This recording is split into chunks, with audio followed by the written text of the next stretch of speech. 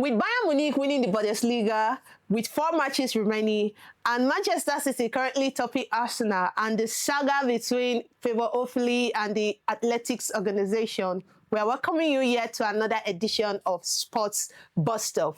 I am Lisa, your sports talkative, and as usual, I am not always alone. I have my co-conductor here with me, the beautiful and the amazing Nengi. Nengi, what's up? I'm good. I'm fine. My name is Nengi Enesademola, but you can call me the Sports Amazon. And of course, it's always a pleasure to be here to talk sports. And like Lisa has already stated, our agenda for today. From Chelsea, we'll talk about the Bundesliga, we'll talk about Arsenal, we'll definitely get into athletics, like she has already mentioned, the situation with FAVOUR OFILI and the World Athletics. So we're definitely sure you're going to have fun. Okay, so let's kick the ball rolling with Bayern Munich. Just this past weekend, Bayern Munich was announced as the Bundesliga champions yet again, with a season record 109 goals and still counting, because they have 4 more matches to go, and we don't know the amount of goals that will be added to the 109. And of course, a lot of people who are following the Bundesliga and fans of Bayern Munich are saying that Vincent Kompany is doing a wonderful job. So I want to ask you, Nengi, is it a Vincent Kompany thing, or is the fact that Bayern Munich has a star-studded or a world-class team right now that can beat anything both in the Bundesliga and Europe? Well, I think it's a combination. Okay. It's a combination of both. It's a combination of Victor Kompany being at his very best in Bayern Munich, and also he has this world-class players at his beck and call to be able to display his tactical education right on the pitch. So that's why I said it's a combination. You know what they say? Na collabo. Yes, but you made mention of the 109 goals that they have scored. And like Lisa said, and still counting. Yes, 109 goals. That's exceptional. They were exceptional last season. Still exceptional this season. 109 goals. Just 29 goals conceded in the league this season. And on the table currently, as at the last time I checked, they had 15 points gap between themselves and Borussia Dortmund, who is second on the table. 25 wins in the season. Is it 25 or 29 now, if I'm not mistaken? We'll check that out. 29 wins, 4 draws, and just 1 loss. In fact, across all competitions, they've lost just twice this season, and that's a very good effect for the team. And then when you're talking about these goals that have been scored so far in Bayern Munich, you want to talk about the top guns, the likes of Harry Kane. Harry Kane has 32 goals this season and 50 in all competitions. The likes of Luis Diaz has about 15 goals. Michael Olise has about 12. Serge Gnabry has about 8. So you see why I say it is collabo. Vincent Kompany is doing his job quite well. And then the players are also following instructions and doing the magic on the pitch. And then talking about Vincent, I think that he has had an interesting journey. When it comes to football. Remember that he was a defender who played for Manchester City. About, 360 appearances thereabouts. Won 4 English Premier League titles, 4 Carabao Cup, and then 2 FA Cup. So that point where he transitions from being a player to a coach. I mean, look at the journey so far for him. He was with Burnley, won the championship, took them to the English Premier League, got relegated again. And somehow, Bayern Munich saw Vincent Kompany and said, this man will be a good fit for Bayern. We're going to have faith in him, and he's going to show the world what he has got. And he got to Bayern, and it is back-to-back titles for him. So last season, and this season. So I really want to talk about that, because when Vincent Kompany before Vincent Kompany became the head manager of Burnley in the 2022 to 2024 season, for those seasons, he was once a player manager. and a manager in Adelaide, where he gained experience. And a lot of people were saying, I remember when Bayern Munich signed Vincent Kompany in 2024, they signed him on as their head coach. I remember many sports pundits and sports media saying that it's a huge mistake for Bayern Munich to sign on Vincent Kompany, as they've not seen a very exceptional career feat that he has done as a manager, apart from the fact that he brought bowling from the championship down to the Premier League. Yeah. Talking about bowling, they might be going back.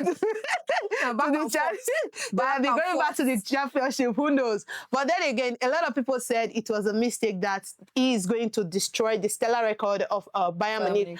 And we are seeing now that for 2 seasons right now, he is proving everybody wrong, especially in the Champions League right now, where Bayern Munich are in the semis of the Champions League. So overall, I want to ask you, if you are to rate Vincent Kompany on a scale of 1 to 10, how would you rate him?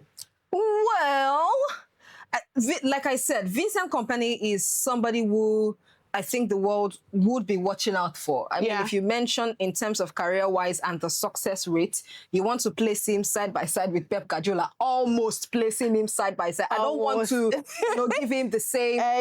Because we know how far Pep Guardiola has come. From Barcelona down to Man City. And then Vincent Kompany is also taking on the same space, the same rate of success coming out of Bayern Munich. And if you look at Bayern, now you're asking me to rate him, right? Yeah, rate. Like on a scale of 1 to 10. On a scale of 1 to 10. Maybe I'm going to give him an 8. Reason is this man plays a high-risk football. Okay. There is movement everywhere. Now, he started this in Burnley. Yeah. But, of course, he didn't have the top-notch players to be able to make sure that they follow instructions and give him the results needed at the end of the day. Yeah. But then again, coming into Bayern Munich, he has those players at his hands, and then he continues with what he knows. So, like I was saying, he plays a high-risk football. There is movement everywhere. Yeah. You watch their UEFA Champions League game. There is movement, even if you don't watch their games in Bundesliga. There is movement everywhere in the UEFA Champions League. No player stays in position. Actually, you see a Serge Gnabry who is an attacking midfielder, that boy will go down to defense. Yeah. And the person who is marking him will follow him down to defense. It will cause confusion.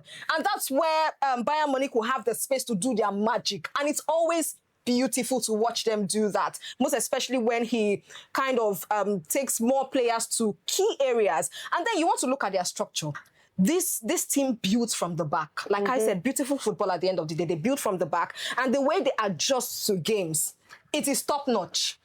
Look at the players at his disposal. What's his name? Likes of Harry Kane. I want to even start from Michael Olise. Yes, Michael Olise, who is more like a creator in the team. You go to Luis Diaz also. Who runs? Why they run?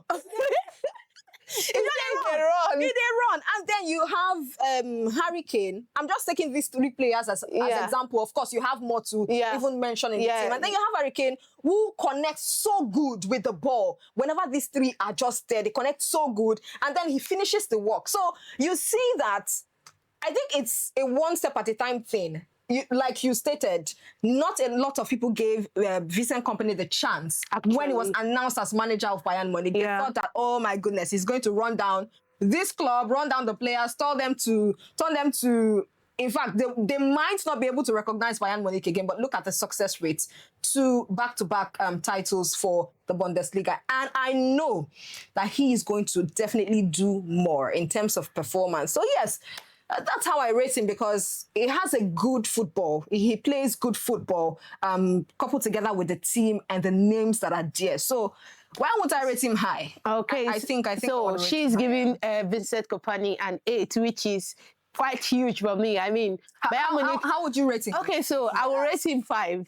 So these are my reasons for rating him 5. Yes, he had a somewhat wonderful season when he was coach. He was a player manager in Adelaide, and at the same time he was coach in Burnley. Bringing them from the EFL was a wonderful feat for him. At the same time, they went back to relegation and all that. And going to Bayern Munich. He has won the league back-to-back right now, as currently they are also in the semis of the DFB portal semi-final. They beat Bayern Leverkusen 2-0. I rate him 5 because he came into a team that was already built. Don't forget that Bayern Munich already had an array of players that could do forward. There's a Joshua Kimmich, there's a Upamenko, there's a Musiala, and these are all players that were there. But when it's not his fault. I mean, he met very good and he's eating good. Okay. Yeah. Okay, but then again, I gave him 5 because he's one coach that came into the team and he made use of those players and their potentials. I mean, look at Nicholas Jackson that came to... I forgot to mention, to Bayern Munich. to Bayern Munich has won something. See Chelsea. The first Chelsea win, actually. So look at Nicholas Jackson that came from Chelsea, that a lot of people thought his career is finished, that he's no longer that stellar player that can be fielded in the field of play. And he's in Bayern Munich doing wonders. He's in Bayern Munich running forward. He's in Bayern Munich scoring goals. He's in Bayern Munich giving assists. And he's creating chances as well. So that's a good one for Vincent Kompany, because for me, I'm really surprised that Nicholas Jackson is doing a lot in Bayern Munich. Well, but at the end of the day, it's just, you know, like having an opportunity, like being prepared, and then you get an opportunity and you're just making exceptional use of it. So that's how I see it. So congratulations to Bayern Munich for winning the Bundesliga again. When I mean again, because right now everybody knows, it looks like Bundesliga is the birthright of Bayern Munich right now. When you hear Bundesliga, say Bayern Munich will win again.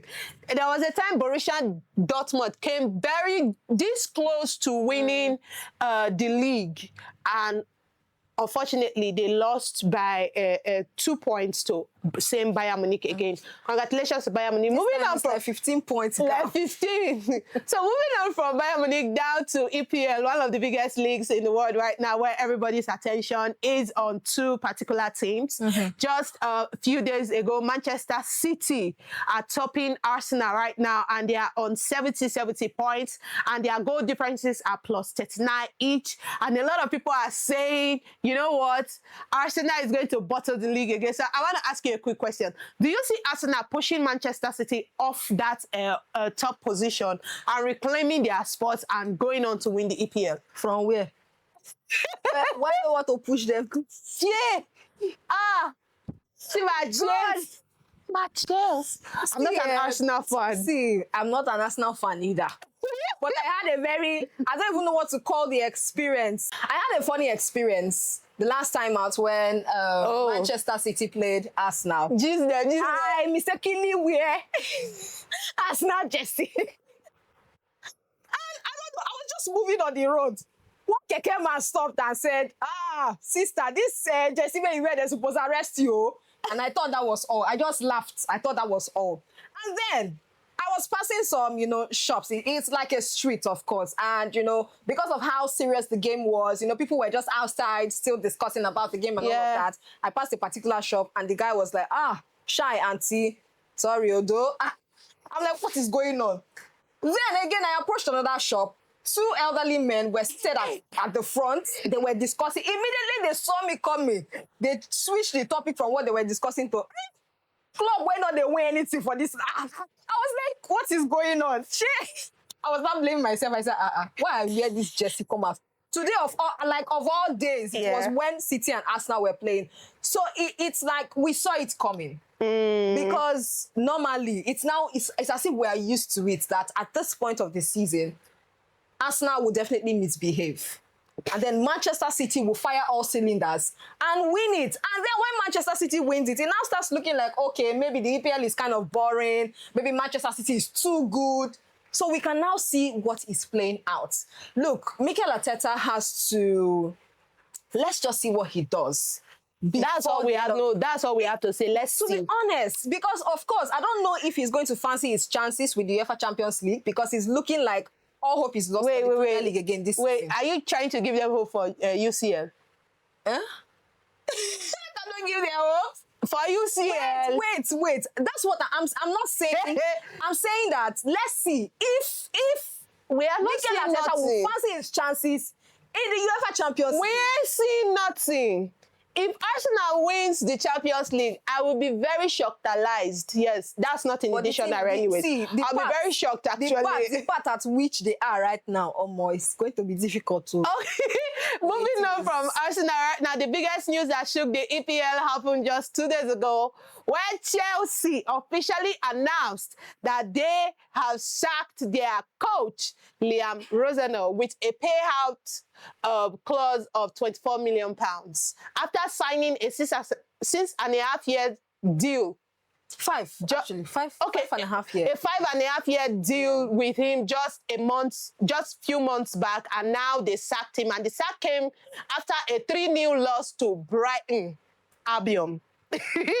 So a lot of it, yeah, like Brighton their day. So I think when Brighton shined the light on them, the management saw the light and were like, you know what, this guy had to go, because we have been living in the dark. I mean, for over 5 months that he has been manager of Chelsea, there have been goal droughts and back to back losses happening in Chelsea. So do you see this as a good call for the Chelsea management to sack Liam Rosenauer at this crucial point of the season? What is crucial again? Where are they on the table? What is crucial again? No Champions League football. No Europa. Are you sure they will have Europa League? See, I don't care about Chelsea, right? I don't care about Chelsea right now. But then the news, when I saw the news, I don't think it wasn't surprising for me. Because at first, when they said they've extended his deal to a 5.5-year deal, I was saying, somebody that will not pull through the season that is remaining, the remaining months of the season, is somebody who you are extending a deal with. You know, be saying even 1 year extra, 5.5-year deal. Recall that we had a guest here where we discussed about this new deal and how surprised we were about the new deal, because we saw that things were not getting too better for Chelsea when Liam Rosenauer, took over.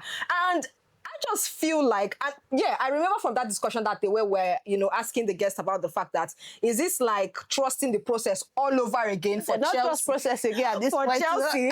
But then I want to understand the co-owners of Chelsea, because where Liam Rosenauer is coming from, that's Strasbourg. Strasbourg is owned by the owners of Chelsea as well. Well and clearly. Yeah. So I feel like maybe with that site, they wanted to have faith in him, see if he can learn on the job. But like you said, Brighton shined the light. Yeah. They moved away from darkness and saw that he was not going to be able to take this job. Now, it was very worse, because Liam Rosenauer coached he managed about 20-something games, managed 11 wins, and then the game against Brighton where they lost 3-0, that was their 5th consecutive defeat. Like, they did not score. When you talk about defeats, they did not even manage to score one. And that's it, like their worst scoreless run since 1912. They never even think they made them born our parents some more. Since 1912. They have not even amalgamated Nigeria. That's how bad. That's how bad it was. And of course, they had to, let him go. But then again, what's his name now? Callum McFarlane. Yeah, will be taking over as interim coach. There are some coaches who Chelsea is considering at this point. Yeah. And of course, Marco Silva is one of them, coach of Fulham. And then Andoni Iraola, who is going to leave Bournemouth at the end of the season, is also one of the coaches that Chelsea is considering. Then they went as far as the Bundesliga also. Yeah. Borussia Dortmund's coach, Edin Terzic, that is one person they are also considering. So these 3 coaches, and I'm hearing some Frank Lampard too in the mix. So let's see how it pans out to be for Chelsea. But then again, this season, for the remainder of the season, Callum McFarlane would be there, and let's just see how he can be able to, sort things out for Chelsea, but I'm not sure of a UEFA Champions League spot. No. UEFA Champions League, UEFA Champions League spot is already out of the question for Chelsea at this point. So Chelsea will be looking to qualify for any of the European competition, which is Europa League and the UEFA Conference League. But then again, I really want to bring our attention to something. Before this sack was announced just 2 days ago, that very morning, or a day before that time, Liam Rosenauer had a press conference after the Brighton game, and he assured fans that the management was behind him. Management don't do a dirty. Wait, now let me fix it. And they asked him a question concerning the what it's like for the team that is going to be picking for their next showdown in the EPL. And he was like, he's not ready to pick a team yet, but before that time, he would pick a team. And boom, the management of Chelsea just dropped a bombshell on everybody and say, you know what, we've sacked this guy. So I want to ask you a question, because I remember during the time of the former owner of Chelsea, talking about Abramovich, Chelsea was not as bad as this. Then football was good. So I want to ask, is it that the current management of Chelsea, the co-owners of Chelsea right now, Tomboli and his Clearly are not football fans? That's why Chelsea is having a bit topsy-turvy time when it comes to selection of managers, selection of players. Because let's not forget that Chelsea has the highest spending when it comes to transfer window spending, because they spend hundreds of millions of pounds to sign in 30 players into Chelsea that are not giving them the worth for their money right now. Because I remember a time where Abramovich was there. Every of their matches is always present at the stadium, both home and away matches. And is always very firm when it comes to selection of coaches and players as well. So, do you think that Chelsea made a mistake when they sacked Tuchel? Well, that's like a long time ago, but we understand that under Tuchel, there was good football. Chelsea fans at least enjoyed football. Normally, if they want to play, they have, at least there's this sense of safety that anyhow, we're going to rough this match and we're definitely going to win the game. But then again, things fell apart with the whole Saudi thing coming to play in the league, but Newcastle, different, topics and trends surrounding that time. And then finally they got into the hands of Todd Boehly and Clearlick, and we are clearly seeing what they're about. I just think these guys are business people. Well, it's not like they have the game right at their heart and they really want to see. I just think they are business people, and that might be affecting Chelsea at the end of the day. But come to think of it, there's always the saying that, those people who wear glasses are always the smartest. And right now, I don't think... Well, I'm Rosen on a fine man. Now, fine, come watch out. And get money. Did you not see his 24 million payout? That's a lot of money. Don't you see that as a waste of money right now? Or is it because of the clause in contract? It was in the clause. No, so nobody told them that, it was just in the clause. That's the agreement. That's a financial mistake, actually, because why sign a long-term deal with somebody that... That was the point I was trying to make. Like, why sign a 5.5-year deal with somebody that you know that eventually you are going to sack and send out of the club, and somebody who has not been performing and living up to your expectation and your standard of what Chelsea used to be. Moving away from Chelsea, actually, congratulations to Chelsea fans, actually, because this has been one outcry of Chelsea fans all over the world. Like, they want Liam Rosenov out. And right now, Callum McFarlane is the interim coach for Chelsea. And this guy, I think in the month of January, he had, when they sacked Enzo Maresca, he had taken charge of about 2 games. There was a draw against City, he took charge, and then there was a loss against Fulham for Chelsea, he took charge. So, for the remaining part of the season, they have at least 4 or 5 games remaining. So let's see what Callum McFarlane can bring to the table for Chelsea in the remainder parts of their game. I heard a rumor that the likes of Finidi George acquired the Chelsea managerial. Now you know where they go here the most. I'm just saying, maybe Chelsea can give Finidi George a chance to coach their team. I don't know, but. Anyways, moving from Chelsea down to the World Athletics body, there has been a saga that's currently been ongoing for a few days now concerning Nigerians or FAVOUR OFILI. Remember in a previous episode where we talked about her switching of allegiance from Nigeria to Turkey and how that has been underway. Just recently, the World Athletics organization came out with a statement that, you know what, they are rejecting a transfer from Nigeria to Turkey, putting on the fact that it is a government-led strategy to strengthen their competition when it comes to athletes for the 2028 Summer Olympics. And therefore, they are rejecting OFILI's transfer alongside 11 others submitted by Turkey. Funny how one of the complaining countries that joined in filing this complaint against Turkey is Jamaica, not even Nigeria. So, Nengi. I don't know how Jamaica managed to get in that mix. So, but here is what I think. I want to quite agree with the World Athletics at this point. Okay. And this is because this has got nothing to do with FAVOUR OFILI. Yeah. Like you mentioned, 11 other names were there on the list. Yeah. So it has nothing to do with her. It's not as if the World Athletics does not see the struggle of these athletes. It's not as if they do not know the reason for some of these athletes wanting to switch. They know, they see the struggles. But then again, I think right at the back of their mind, right at the organization's core, they want to, this is World Athletics trying to just draw a simple line against talent poaching. True. Because right now in sports, talent poaching is like an economy now. Like we can study it. Actually, it's an economy. We can study it alone because it's general. Even in Nigeria here, you talk about the National Sports Festival, National Youth Games, there's talent poaching. You see, for example, Enengi Enes Ademola, who has ties with Bayelsa or Osun State, you see her representing Jos Plateau. And that's because maybe Plateau pays better. 1.5 million for gold, for example, 1.5 million for gold. And once you are done with the competition, they give you your money. But in the situation of maybe Bayelsa or Osun State, you don't get anything. And maybe just a governorship handshake.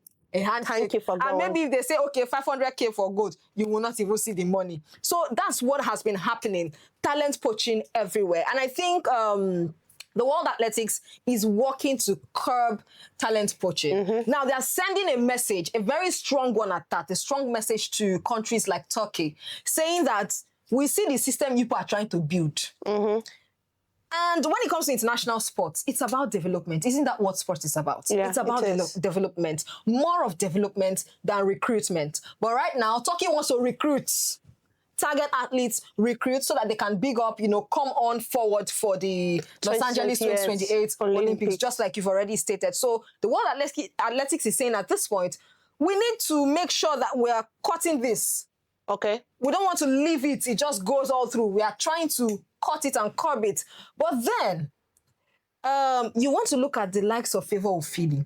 Yeah. It's as if they are paying the price for all this dysfunctional system that we have. Because that's where I was really going to, because there have been lots of paying the price. Yes, but there have been lots of accusations coming from mostly Nigerians surrounding this whole saga that has been happening, that they see the NSC's handwriting written all over it. I'm not the one that said it. If you go online right now and on social media is on a frenzy right now where they are accusing the NSC of, engineering the rejection of FAVOUR OFILI to represent Turkey. Let's not forget that for several years until recently, FAVOUR OFILI has been experiencing what we call sabotage. In the 2022 Olympics, if I'm not mistaken, no, let's even start with the Tokyo 2020 Olympics, where FAVOUR OFILI qualified for a game, 2 competitions in that, and she was unfortunately was not registered, and the AFN failed to tell FAVOUR OFILI that she was to go through a drug test before she could run for the other race, and that shattered her, and that was how she did not represent Nigeria in those races. In the 2024 Paris 2024, same thing played out again, where she qualified, if I can remember correctly, for the 200 or 400 meters race. And again, she was not registered. So therefore, she couldn't take part in that race. And we saw videos of her, bursting into tears on the track. And she was just crying and shouting, and why, I remember why? At that time. And a lot of people were like, you know what, this is very abysmal. I mean, FAVOUR OFILI is not the only athlete athletes right now in Nigeria that has experienced such situations. We've seen the likes of Eze. She is one discus thrower in Nigeria right now, although she has switched allegiance from Nigeria to the United States. In the 2020 Olympics as well, she represented Nigeria, and she faced same situation too, where she was not registered for one of the heats events in the Olympics. And you know what? She just told herself, you know what? I'm going back to the United States of America. The likes of Toby Amusan has come out to also air their own grievances concerning how the AFN has been treating them. And generally, the likes of, even before Toby Amusan, Blessing Okagbare, former Nigerian athlete, Esebrume as well.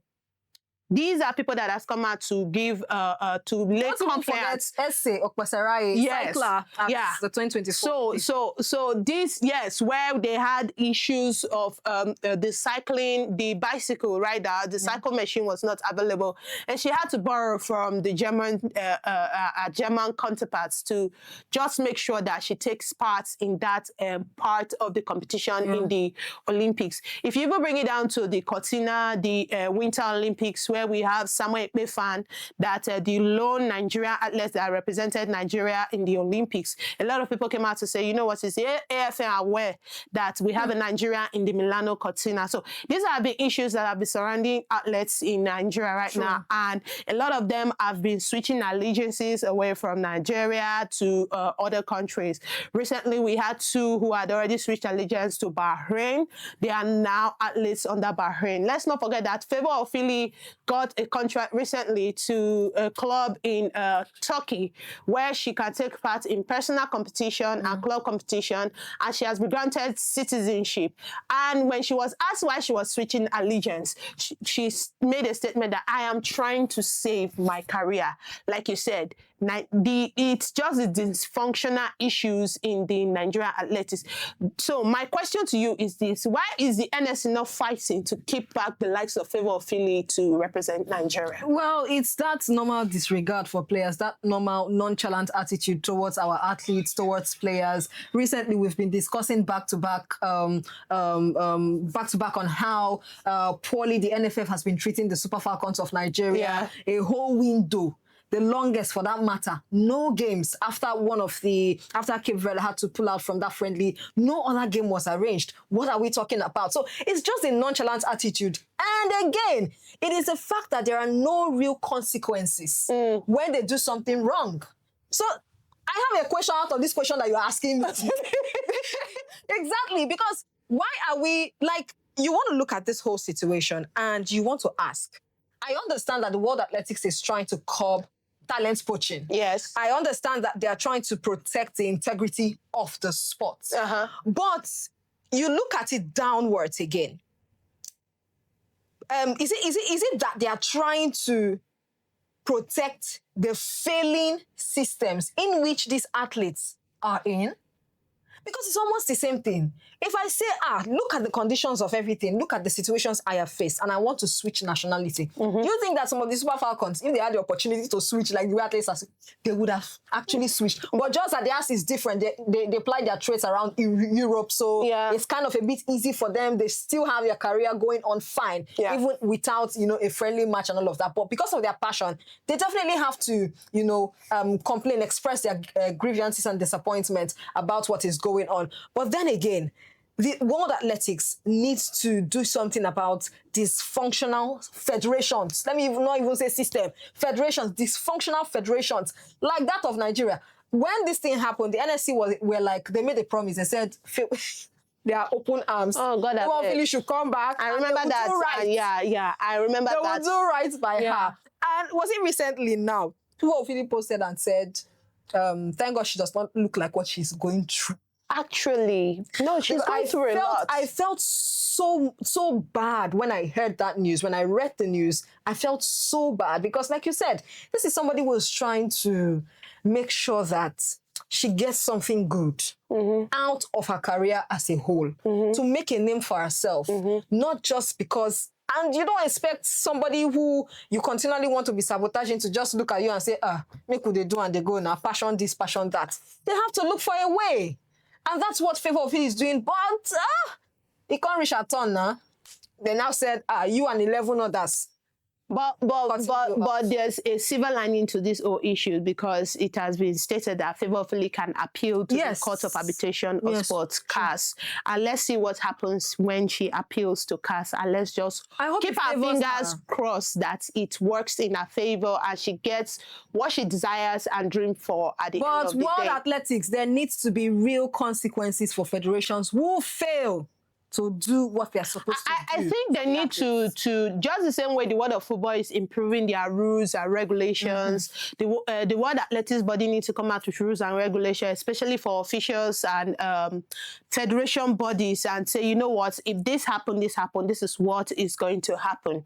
You know what, we are going to ban you. Because I remember in the 2024 Olympic, it was so bad that all the officials that were going, not even the no medal, that was my issue. All the officials that were going for the Olympics, they were all registered, and just a few of the athletes were registered. Imagine. It was, and when it comes down to the kits, it was crazy. Many of us saw the video on TikTok that Nigerian champion and world record holder Toby Amuson did on how their kits were delivered, and it was really abysmal. So we are telling the world athletics to come up with rules and laws that can guide federations, especially dysfunctional ones like Nigeria. We know that Nigeria is not the only federation right now that is having this kind of dysfunction. We have other countries that are facing these issues right now. But now the one way concern us now, we talk about, right? So we just hope that rules and regulations will come that will put these people in check. So with this, and with our fingers crossed, that hoping that FAVOUR OFILI gets a positive outcome when she goes to CAS, we are coming to the end of yet another interesting episode of Sports Bus Stop. Don't forget to like, don't forget to share, don't forget to subscribe, and don't forget to leave your comments down below. Don't forget, in fact, you can even suggest to us what you want us to talk about. Yeah, we will talk about it, because it is Words of Sports. So have a lovely weekend ahead. My name still remains Nengi Enesajimolabo. You can call me the Sports Amazon. All right, and I'm Lisa, your sports talkative. Bye, guys.